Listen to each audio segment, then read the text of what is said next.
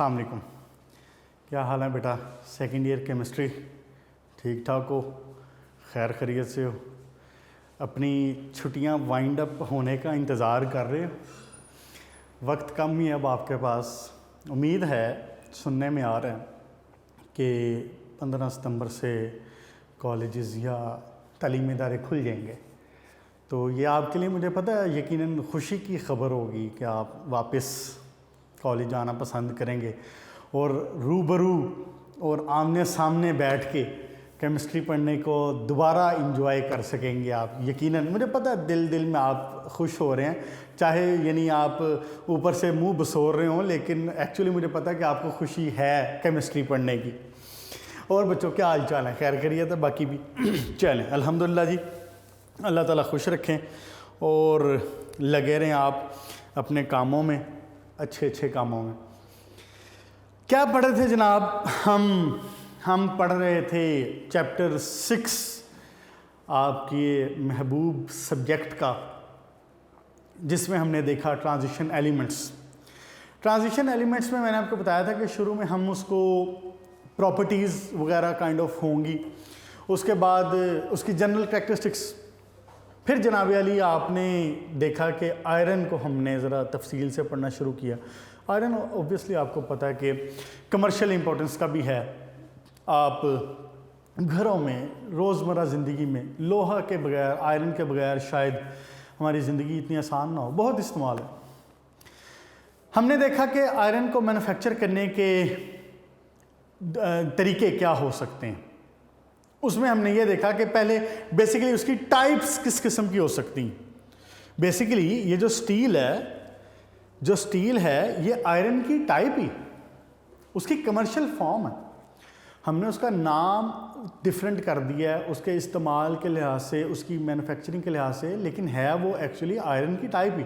तो आपने देखा था कि आयरन की बेसिकली बेटा 3 टाइप्स थी, कमर्शियल 3 उसके यूजेस थे। एक था जनाब अली रॉट आयरन, फिर था जनाब अली स्टील, और फिर था पिग आयरन।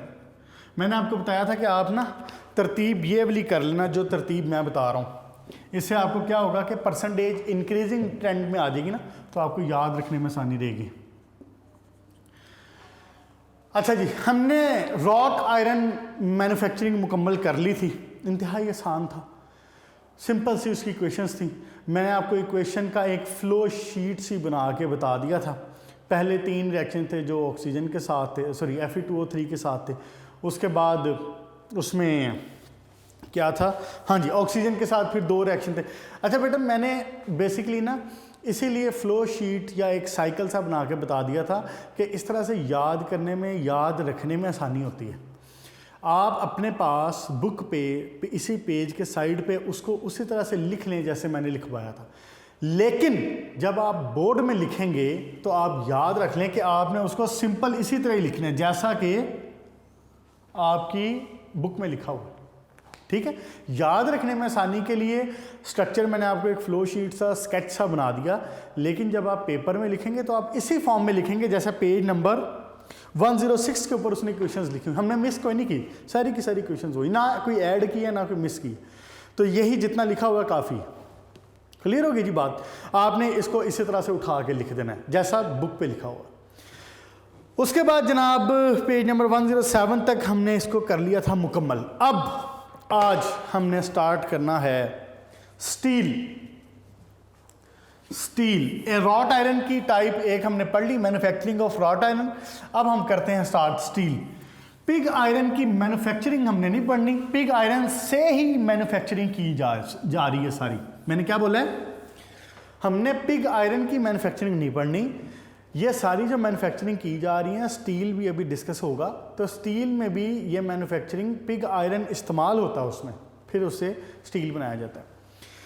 तो शुरू करते हैं आज का टॉपिक, और वो है स्टील।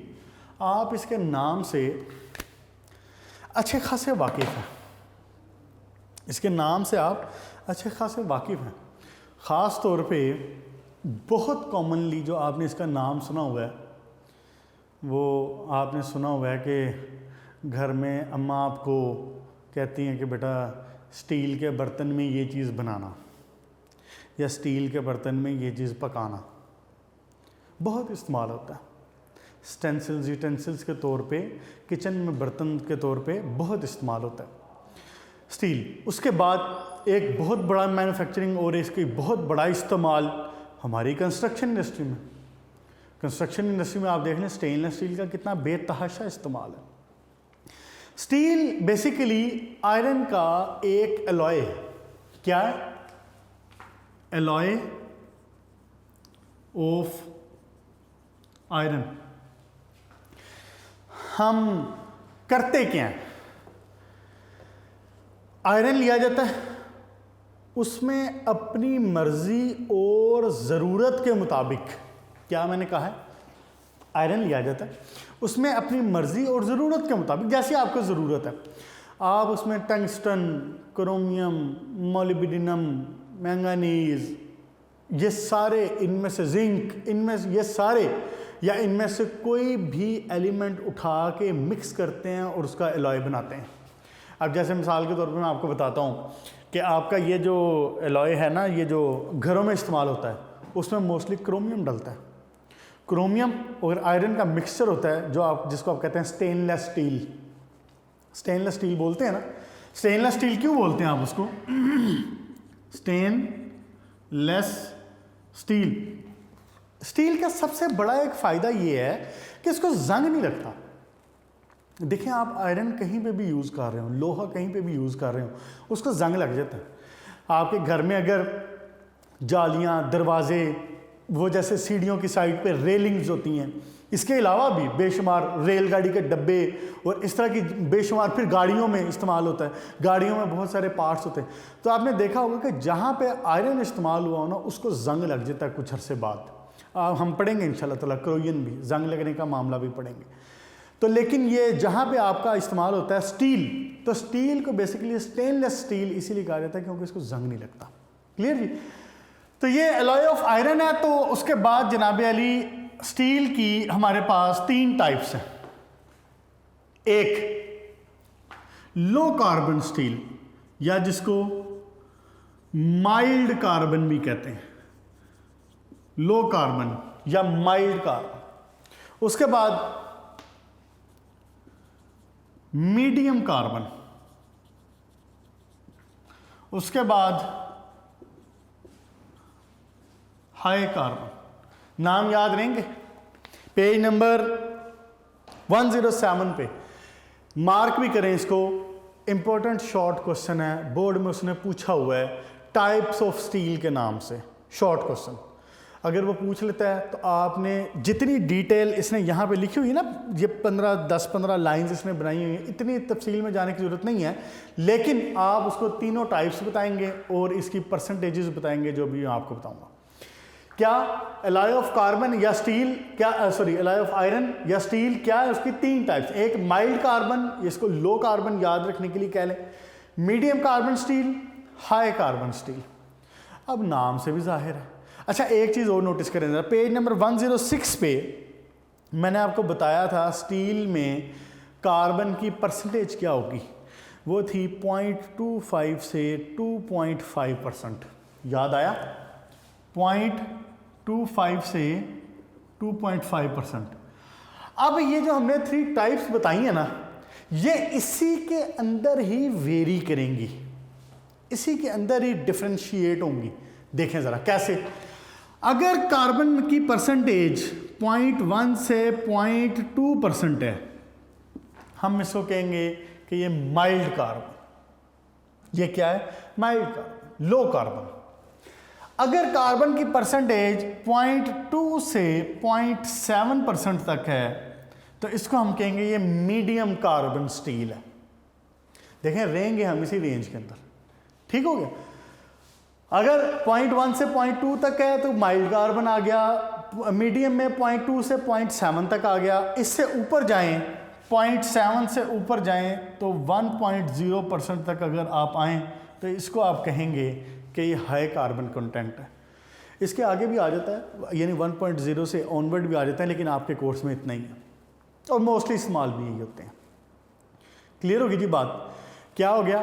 3 आपने बता देना उसको शॉर्ट क्वेश्चन में, लो कार्बन या माइल्ड कार्बन जिसको बोलते हैं, मीडियम कार्बन स्टील, उसके बाद हाई कार्बन स्टील जिसमें कार्बन कंटेंट हाई होगा। क्या इनकी परसेंटेजेस क्या है जनाब अली? 0.1 से 0.2% आएगा माइल्ड में, 0.2 से 0.7% आएगा मीडियम में, और 0.7 से 1% आएगा इसमें हाई कार्बन में। अच्छा बेटा ये 1 नहीं है, 1.5 है, सॉरी 1.5% ये आ जाएगा हाई कार्बन। क्लियर होगी जी बात? अब इसके जो कार्बन कंटेंट है इसके लिहाज से इसका इस्तेमाल भी डिफरेंट होता जाएगा। मसलन मैं बताता हूँ आपको, जितना कार्बन ज़्यादा होता जाता ना उतना स्टील हार्ड होता जाता है। जितना कार्बन ज़्यादा उतना स्टील हार्ड सख्त होता जाएगा। इसका मतलब है सबसे हल्का सबसे नरम स्टील कौन सा होना चाहिए? Mild carbon. कार्बन परसेंटेज सबसे कम है। इसको फिर हम इस्तेमाल करते हैं, आप समझिए जैसे नट बोल्ट बनाने में इस्तेमाल होता है। नट बोल्ट जो गाड़ियों वगैरह में इस्तेमाल होते हैं, घरों में मेंटेनेंस में इस्तेमाल होते हैं। और इसके अलावा छोटी मोटी इस तरह की लाइट सी चीज़ें आपने देखा होगा, इत्फाक अगर कभी आपको हुआ हो तो वो जो नट बोल्ट होते हैं ना, आप उनको इस्तेमाल करते हैं तो उनकी जो चूड़ी होती है ना, उनका जो स्क्रू होता है ऐसे करके नट होता है एक, सॉरी बोल्ट होता है, इसका ये जो चूड़ी सी होती है ना, ये थोड़े इस्तेमाल के बाद घिस जाती है, ख़राब हो जाती है। ऐसा क्यों है? ऐसा बेसिकली इसीलिए हुआ है कि ये कार्बन, इसमें परसेंटेज कार्बन की कम थी। इसको फोर्ज करना, क्या वर्ड यूज कर रहा हूं? फोर्ज करना। फोर्ज मतलब है मॉडिफाई करना। क्या मतलब है फोर्ज का? मॉडिफाई करना। इसको मॉडिफाई करना सबसे आसान है। कार्बन लो कार्बन होगा, माइल्ड कार्बन होगा, तो इसको मॉडिफाई करना सबसे आसान है। ओके जनाब, उसके बाद आ जाए आप मीडियम कार्बन में। अब मीडियम कार्बन में जैसे आपकी सबसे बड़ा इस्तेमाल इसका गाड़ियों में होता है। गाड़ियों के जो एक्सल है, गाड़ियों का एक पार्ट होता है, एक्सल बोलते हैं उसको। उसके अलावा जो आपकी ये रेलगाड़ी की जो पटरी है, रेलगाड़ी की जो पटरी है, ट्रेन की जो पटरी इस्तेमाल बनती है, वो भी मीडियम कार्बन से बनती है, मीडियम कार्बन स्टील से। क्लियर होगी जी बात? ये इसके इस्तेमाल हो गए। उसके बाद अगर आप हाई कार्बन में आए तो आप देखें कि वो ये वाला पोर्शन, ये वाला अब जो हाई कार्बन स्टील है, ये सबसे हार्ड वाला पोर्शन है, ये हार्डेस्ट है। मैं कह सकता हूँ कि ये फोर्ज हो सकता है, ये वाला फोर्ज हो सकता है, और ये इसके अलावा इसको क्या किया जा सकता है? इसको मॉडिफाई किया जा सकता है। उसके बाद इसके इस्तेमाल में लिख देंगे आप कि घरों में जो नट बोल्ट वगैरह इस्तेमाल होते हैं, इसके अलावा 2-4 और छोटे से इस्तेमाल इसके ऐसे जो बर्तन नॉर्मली इस्तेमाल होते हैं। फिर मीडियम कार्बन में एक्सल गाड़ियों के बनते हैं, फिर रेलगाड़ी की जो पटरियां वगैरह वो इससे बनती हैं, और ये हार्डर है। बताना मैं ये चाह रहा था बेसिकली कि ये निस्बतन हार्डर है, और ये वाला क्या है? ये हार्डेस्ट है। क्लियर होगी बात? इसको फोर्ज नहीं कर सकेंगे आप, इसको मॉडिफाई करना ज़रा मुश्किल होगा। इस वजह से फिर इसकी मैन्युफैक्चरिंग कहाँ पे होगी? इसकी मैन्युफैक्चरिंग होगी वहाँ पे जहाँ पे हम मॉडिफाई होना बर्दाश्त नहीं कर सकते। मसलन गाड़ियों का जो इंजन के पार्ट्स होते हैं, क्योंकि इंजन में हीट होनी, ये ना हो कि आप जब उसको हीट सप्लाई करें, हीट उसको मिले तो वो अपनी उसमें डी शेप हो जाए। गाड़ियों के जो इंजन के पार्ट्स हैं वो इससे बनते हैं, मशीनरी इससे बनती है। प्लांट्स में, बड़े बड़े प्लांट्स में, कमर्शियल प्लांट्स में जो मशीनरी इस्तेमाल होती है। फिर इसके अलावा आप ये जो घर में इस्तेमाल आप करते हैं, हैमर घर में इस्तेमाल होते हैं या इंडस्ट्री में इस्तेमाल होते हैं, हथौड़े, ये सारे इससे बनते हैं। फिर कटिंग टूल्स,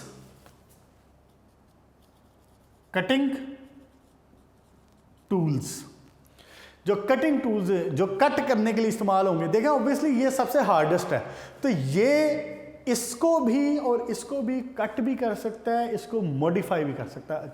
जैसे कि मिसाल के तौर पे आपको पता है हथौड़ा, जो हम इस्तेमाल करते हैं ना हथौड़ा, तो वो बेसिकली क्या करते हैं आप, तोड़ने के लिए इस्तेमाल करते हैं। अगर हथौड़ा बेचारा खुद ही टूट जाएगा तो वो फिर बाकी क्या तोड़ेगा। इसलिए ये वाला हार्डेस्ट और ये वाला सबसे इजी टू मॉडिफाई हो गया। क्लियर जी। अगर शॉर्ट क्वेश्चन इसका आ जाता है, वो पूछ लेता है आपसे कि जी टाइप ऑफ स्टील क्या है, तो फिर आपने उसमें ये तीनों बताने। आप उसमें परसेंटेज ऑफ इनकी कार्बन भी बताएंगे, उसके बाद इनके कुछ यूजेस बताएंगे, 2 नंबर इंशाल्लाह आपके। क्लियर जी। चले उसके बाद जनाब अली आप आ जाएं, यहाँ पे एक शॉर्ट क्वेश्चन और नहीं, बस ठीक है। अब हम आते हैं इसकी मैन्युफैक्चरिंग के ऊपर। ये जो एक पैराग्राफ है ना, ये जो यहाँ पे मैन्युफैक्चरिंग ऑफ स्टील से ऊपर जो लिखा हुआ है, ये भी मैन्युफैक्चरिंग ऑफ स्टील में डिस्कस हो जाएगा। अब हम आते हैं इसकी मैन्युफैक्चरिंग के ऊपर। बेटा मैन्युफैक्चरिंग ऑफ स्टील के लिए हमारे पास 2 बेहतरीन तरीके हैं, और उन 2 तरीक़ों में से भी एक तरीका दी बेस्ट है, एक तरीका दी बेस्ट है। वो कौन सा है? वो है ओपन हर्थ प्रोसेस। कौन सा? Open hearth process. 2 तरीकों से इस्तेमाल हो सकता है, बनाया जा सकता है इसको स्टील को। एक है ओपन हर्थ प्रोसेस और दूसरा है बेसिमर्स प्रोसेस। ओपन हर्थ प्रोसेस ज़्यादा इंपॉर्टेंट है बोर्ड के लिहाज से, तो इंपॉर्टेंट आप समझ लें तीनों ही हैं। बोर्ड के लिहाज से तीनों एक जैसे इंपॉर्टेंट है, कुछ भी दे सकता है। कमर्शियली ओपन हर्थ प्रोसेस ज़्यादा इंपॉर्टेंट है, ज़्यादा इस्तेमाल किया जाता है, लेटेस्ट है। और एक और इसका सबसे बड़ा फ़ायदा ये है कि इसमें आप रॉट आयरन भी यूज़ कर सकते हैं, इसमें आप कास्ट आयरन भी यूज़ कर सकते हैं, पिग आयरन जिसको बोलते हैं, और इसमें आप स्टील का स्क्रैप भी यूज़ कर सकते हैं। स्टील बनाने के लिए आपने जो रॉ मटेरियल इसमें डालना है, अब मैं ओपन हर्थ प्रोसेस की बात कर रहा हूँ, ये बाकी मैं रेज कर देता हूँ, फिर मैं आपके सामने डायग्राम भी बना देता हूँ एक अच्छी सी, ताकि आप उसको फिर ना कॉपी कर सकें। ठीक हो गया ना। मैंने आपको ये बात बताई हुई है कि इस तरह के क्वेश्चंस में डायग्राम मस्ट है। 1 नंबर डायग्राम का होगा, बाकी 3 नंबर में आप बाकी चीज़ें एक्सप्लेन करेंगे। अच्छा जी, मैं आपको ये बताने लगा था कि इसका जो रॉ मटेरियल है वो क्या इस्तेमाल हो सकता है। वो स्टील स्क्रैप भी हो सकता है, वो रॉट आयरन भी हो सकता है, और वो कास्ट आयरन या पिग आयरन भी हो सकता है। ओपन हर्थ प्रोसेस के ये मज़े हैं, इसमें ये आसानी। बेसिमर्स प्रोसेस में ये नहीं हो सकता, वो मैं आपको आगे जाकर बताता हूँ कि उसमें क्या इस्तेमाल होता है। बेसिमर्स प्रोसेस में ये तीनों चीज़ें इस्तेमाल नहीं हो सकती। ओपन हर्थ प्रोसेस में ये इस्तेमाल हो सकता है।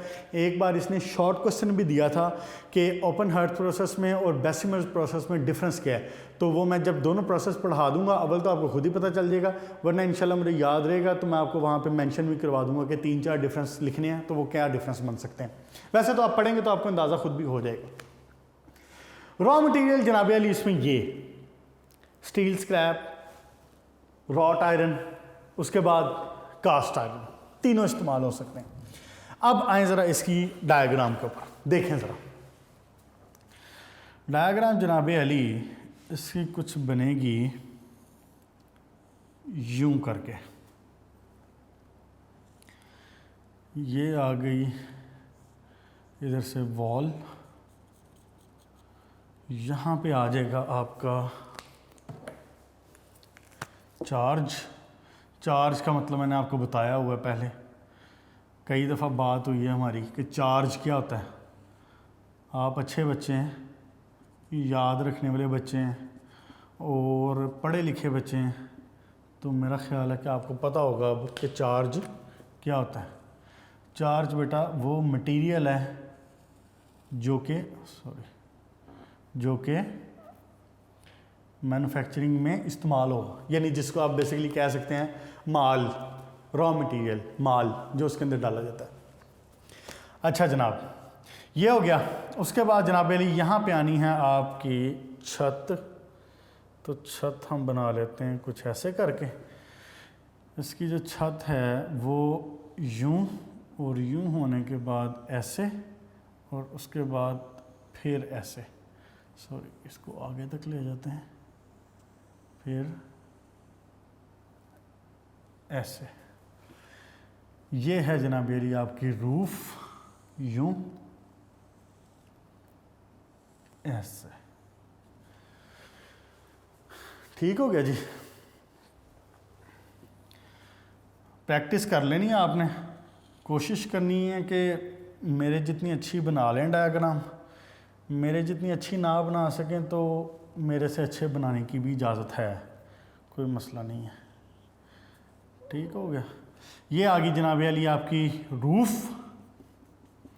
नोटिस करें कि इसकी रूफ करीब करीब उस तरह की है जैसी कि रॉट आयरन की मैन्युफैक्चरिंग में थी, विद अ लिटिल डिफरेंस। ये है रूफ, ये इसकी आ गई बेस कह लें या सपोर्ट कह लें। ये आ गया बेसिकली चार्ज या मोल्टन स्क्रैप, मोल्टन आयरन, जो भी इसके अंदर आपने डाला होगा। और क्या है, अच्छा जी, यहां से जनाब आनी है फ्रॉम द फर्नेस एयर, फिर फर्नेस एयर लिख दूं इसको, फर्नेस एयर। ठीक हो गया, ओके। यहां से इधर से एंटर होगी हॉट एयर। क्या एंटर होगा? Hot air. और ये हॉट एयर बेसिकली आ कहां से रही है? ये हॉट एयर आ रही है यहां से।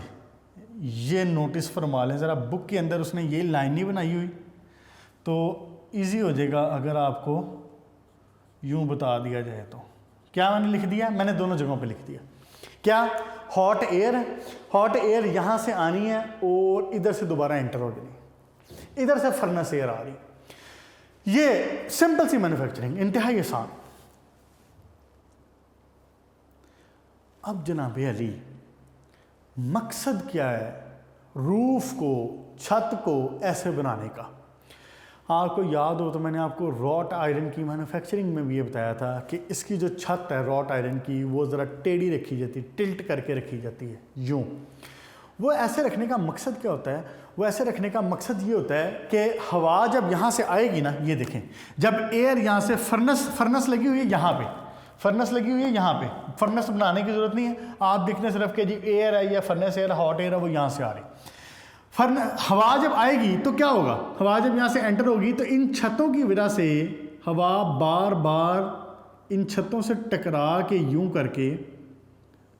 करके बार बार इसके ऊपर आके टच होगी। ये रीज़न वही है जो हमने रॉट आयरन में इस्तेमाल की थी। सिर्फ बेहतर होगा आप ज़रा सोचें और देखें खुद कि छत को यूं टिल्ट करके सीधा रखना और यूं करके इसकी टेढ़ी ऐसे अम्ब्रेला एक शेप बनाना ज़्यादा बेहतर है, ज़्यादा एफिशिएंसी आपको इसमें मिलेगी। जो हमने काम रॉट आयरन में किया था जिसमें हमने छत को यूं बना दिया था, सीधा बना दिया था, वो भी ठीक है, लेकिन वक्त के साथ इंसान सीखता है ना, तो इसकी मैन्युफैक्चरिंग में और इस तरह की शेप में एयर ज़्यादा अच्छे तरीके से रिवॉल्व हो सकेगी, ज़्यादा अच्छे तरीके से सर्कल हो सकेगी। यूं आएगी हवा, इसकी गोलाई होने की वजह से इसके ऊपर आके टच करेगी, यहाँ पे चार्ज के ऊपर टच करेगी, फिर दोबारा घूम के फिर इसके ऊपर, घूम के फिर इसके ऊपर, घूम के फिर इसके ऊपर। उसके बाद अब अगला पॉइंट देखें ज़रा, इसमें इंपॉर्टेंट इसमें एक और पॉइंट क्या है, वो ये कि जब ये एयर यहां से एग्जिट हुई है, यहां से एग्जिट होगी ना, ये देखें एग्जिट मैंने शो किया हुआ, जब ये एयर यहां से एग्जिट हुई है तो हमने इस एयर को वेस्ट नहीं किया। हमने क्या किया है? हमने इस एयर को दोबारा घुमा के पाइपों के जरिए, पाइप्स लगे होते हैं स्पेसिफिकली मैन्युफैक्चर्ड होते हैं इस काम के लिए, वो क्या करते हैं, वो दोबारा घुमा के इस एयर को यहां से फिर से एंटर कर देते हैं। इधर से फ्रेश भी आ रही है, इधर से जो पहले वाली हॉट एयर है वो भी इस्तेमाल हो रही है।